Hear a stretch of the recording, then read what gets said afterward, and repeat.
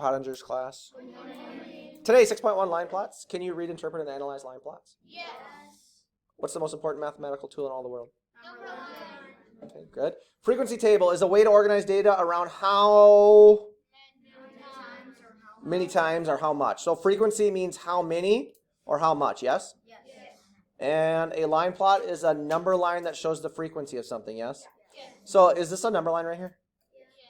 And these are, the tick marks are labeled with numbers, yes? Yes. And then the x's show how much, yes? Yes. So if I have 3 x's at 2.5, how do I know what I'm talking about? What's it say down here? So distance to school of Forest Hill students in miles, right?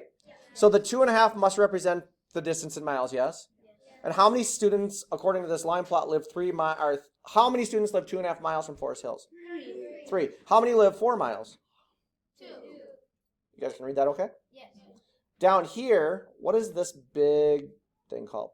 Frequency table. So it's telling us about throwing a ball, yes? Yes.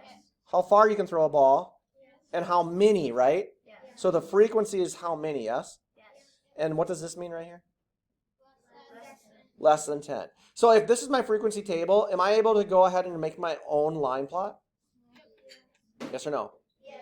So my data points are all right here, and all of them then are included down here with tick marks, yes? And then the 3 kids can throw less than 10? How many do you see there? 33. And that's less than 10, right? Yes. How many kids can throw it greater than 29 yards? 2. So here's greater than 29 and here's 2, right? Yes. So the frequency table is matching up with the line plots, yes? Yes. Are labels important? Yes. If we only show this, do we still need to know what we're talking about? Yes.